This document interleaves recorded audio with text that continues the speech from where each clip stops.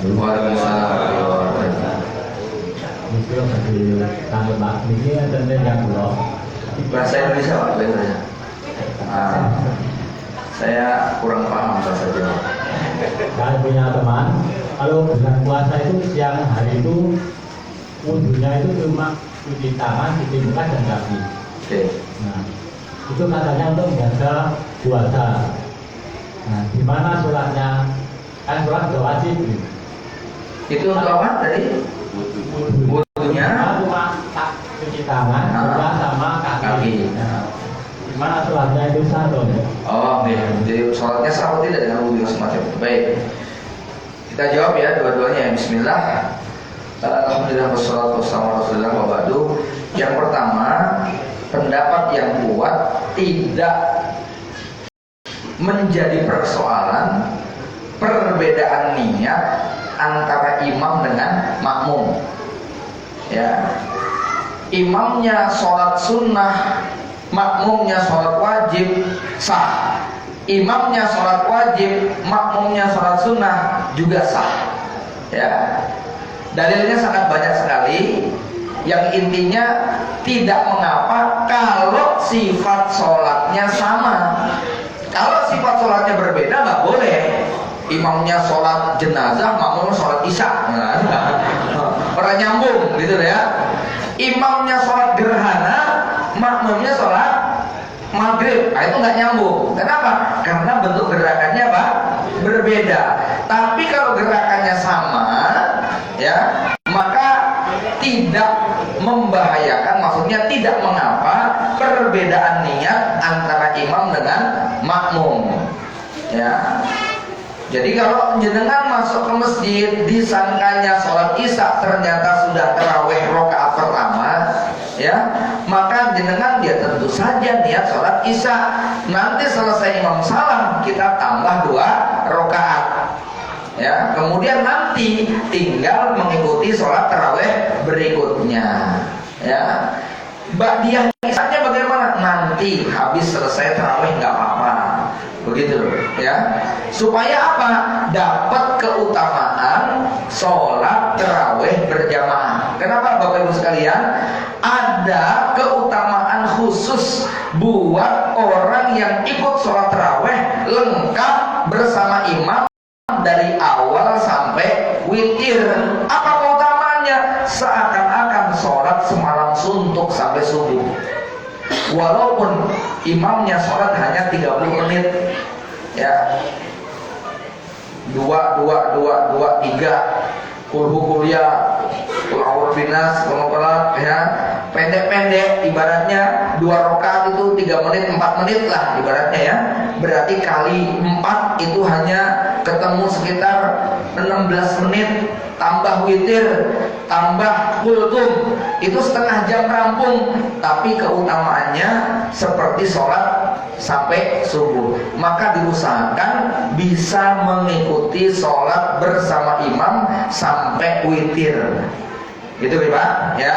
Nek nanti mau nambah sendiri untuk kemaruman di rumah, silahkan. Habis witir mau nambah sholat berapapun, niat pengen bangun malam, itu tidak mengapa. Tapi diusahakan bisa mengikuti imam sampai witir selesai, supaya dapat keutamaan sholat malam semalam suntuk sampai subuh tadi. Gitu ya Bu? Ya, selamat atas minyak gorengnya, ya. Yang kedua, Bapak Ibu, saya yakin kita dari pertanyaan tadi kira-kira menurut jenengan sah mboten Pak? Mboten, wudunya itu enggak sah. Gitu kan? Otomatis kalau padahal syarat sahnya sholat adalah harus wudhu. Wudhu sudah diajarkan tata caranya oleh Allah dan Rasulnya. Dalam Quran dijelaskan, dalam hadis banyak disebutkan wudhu itu begini, itu sudah jelas. Lah kalau kemudian tidak seperti itu, maka ya bodoh-bodohnya kita ngerti bahwa itu tidak sah, begitu ya, karena tidak mengikuti tuntunan Quran dan Sunnah. Otomatis ketidakabsahan wudhu berdampak dengan apa? Ketidakabsahan sholat juga. Allah a'lam. Ya. Oke, makasih. Oke, sahabat sudah terjawab ya untuk dua penanya pertama. Mungkin kita lanjutkan untuk dua penanya terakhir. Ini masih ada dua minyak goreng yang menanti pertanyaan panjenengan.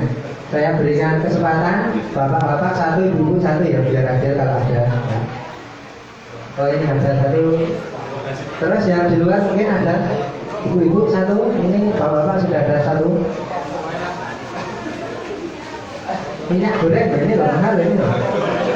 Mengaku jadi Tidak ada. Ya, monggo. Akon ki mawon nggih, tanya saja dapat minyak. Monggo. Oh ada, alhamdulillah. Baik, ini kita berikan kesempatan bapak-bapak yang sudah menyiapkan diri untuk bertanya. Assalamualaikum warahmatullahi wabarakatuh. Assalamualaikum warahmatullahi wabarakatuh. Mau menanyakan tentang hari Idul Fitri menama Idul Fitri kembali ke putri atau kembali ke fitrah itu ada dua. Yang pertama kembali suci atau yang kedua itu kembali ke fitri. Itu yang sebenarnya yang mana Ustaz? Ya, baik.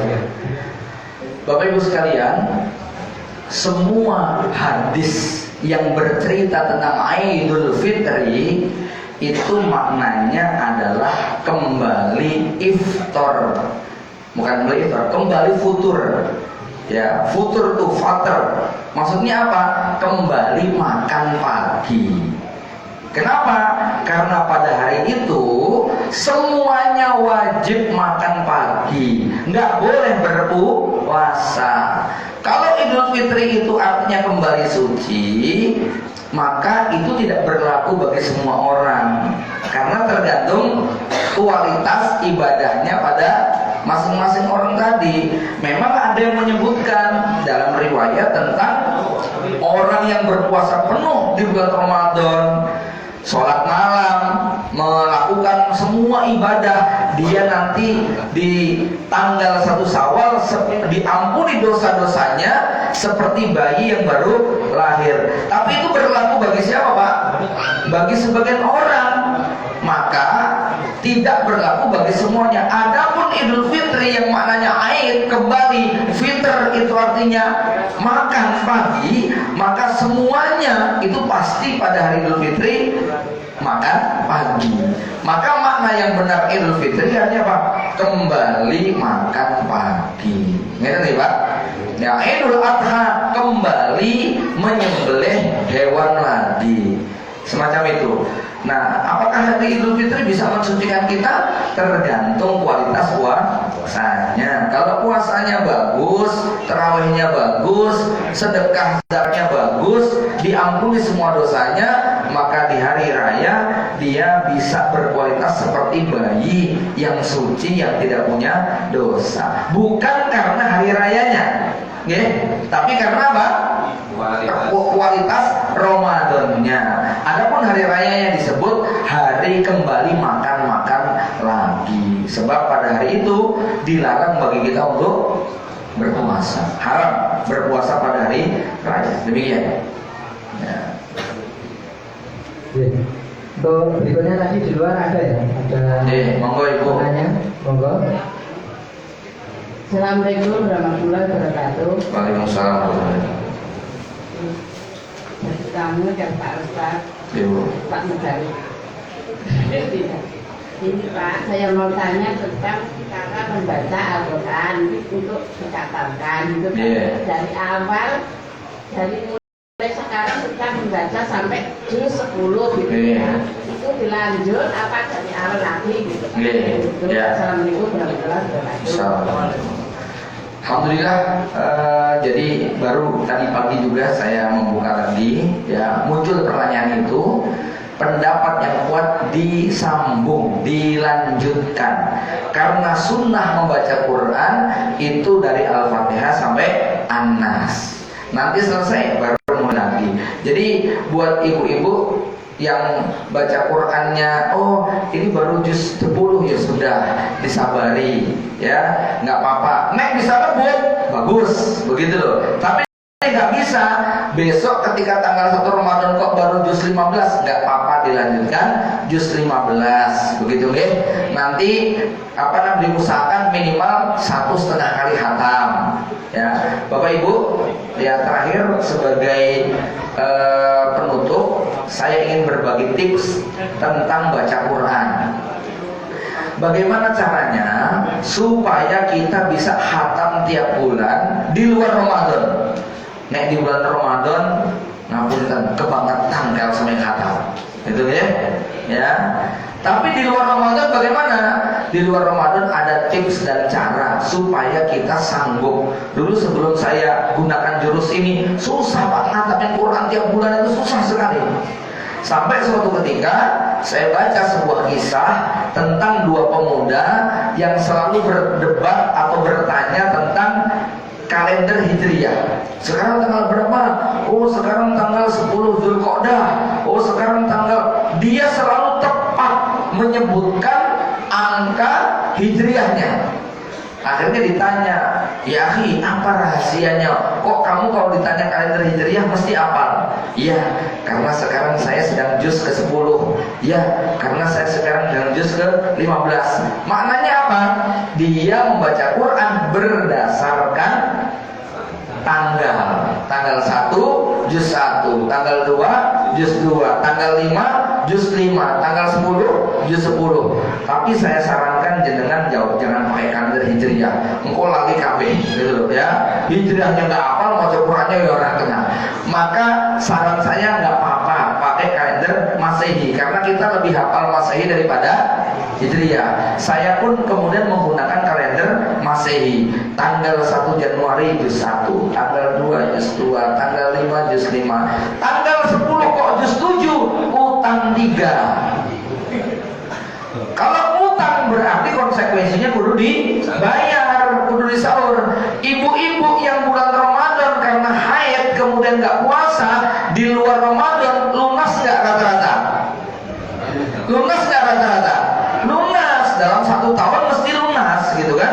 Ya, sebelum ketemu Ramadan rata-rata lunas. Kenapa lunas? Karena dianggap utang. Ya, bapak-bapak yang sudah punya kesadaran di bulan Ramadan sakit 2 hari, punya utang 2 hari, safar berat, nggak puasa, di luar Ramadan kita bayar. Kenapa kita bayar? Sadar kalau itu utang. Tapi ngapunten saudara-saudara kita yang belum sadar tentang kewajiban Ramadan, anak-anak muda yang mereka belum paham Ramadan, akhirnya nggak puasa, lunas nggak utangnya? Enggak. Kenapa? Nggak merasa utang, itu kan? Nah, kalau kita sudah sadar itu sebagai utang, nanti kalau punya waktu longgar, itu kita akan bayar utangnya. Akhirnya begitu Pak, tanggal 1, kita selalu ingat nih. Maka seperti tadi saya bilang baca Quran itu seperti makan Pak. Aduh, tanggal 10 baru juz 8, pantes lapar nih, pantes ada sesuatu yang kurang. Ada waktu longgar, dipakai buat tembus 1 juz. Bagi yang lancar itu hanya 25 menit sampai setengah jam. Yang agak lambat 1 jam itu paling lambat. Artinya kita dikasih waktu 24 jam sama Allah, disuruh baca hanya setengah jam 1 hari, harusnya kita masih punya waktu. Ya, maka jurusnya semacam itu. Di perusahaan kami terapkan Pak. Karyawan wajib 1 hari 1 juz. Tanggal 1 juz 1, tanggal 5 juz 5, tanggal 10 juz 10. Tanggal 10 kok baru juz 4. Itu karyawan masuknya harus lebih pagi. Sebelum masuk kantor, masuk masjid dulu, ngaji 1 jam. Ya, tanggal 28 juz 28, tanggal 30 juz 30. Tanggal 1 gajian ditanya, udah juz berapa? Baru juz 25 Pak Ustaz, nggak bisa gajian. Hatam nggak akhirnya Pak? Hatam daripada nggak gajian, gitu kan ya. Memang perlu dipaksa, gitu ya, supaya terbiasa. Ya walaupun prakteknya nggak galak-galak amat, tetap kita ingatkan. Maka kita fasilitasi masuk jam 8:15, setengah 8 sudah di masjid, sholat 2 rakaat, ngaji setengah jam, itu insya Allah 1 juz. Sehingga Pak, tepat tanggal 30 mereka sudah khatam 30 rutin seperti itu. Nah, Ramadan nanti insya Allah kalau sudah terbiasa di luar Ramadan hatam tiap bulan, di bulan Ramadan bisa 3 kali hatam, 4 kali hatam, 5 kali hatam. Tapi kalau Ramadan di luar Ramadan nggak hatam, itu Ramadan 1 kali hatam saja ampun, gitu ya. Maka itu menjadi standar. Bapak-bapak bisa dicoba, pokoknya gitu nih Pak. Nanti tanggal 1 juz 1, tanggal 2 gitu, aduh tanggal 10 piye carane gitu kan ya, supaya bisa nebus utang. Seperti jenengan kalau punya utang terus terima gaji bulanan, maka sebelum belanja macam-macam apa? Nyaur utang sih. Kalau kita sadar punya utang baca Quran, sebelum main, sebelum jalan-jalan, sebelum hiburan, selesaikan. Sebelum tidur, selesaikan. Malam hari jenengan nggak bisa tidur, pegang Quran, dijamin 2 lembar terus ngantuk gitu. Karena biasanya pas orang ngaji setannya akeh Pak, gitu ya. Nah itu pegang Quran. Bingung mau apa? Pegang Quran. Baca Quran nggak harus paham, yang penting khatam, begitu kan? Paham lebih bagus. Tapi kalau nggak paham tetap berpahala. Gitu ya Pak.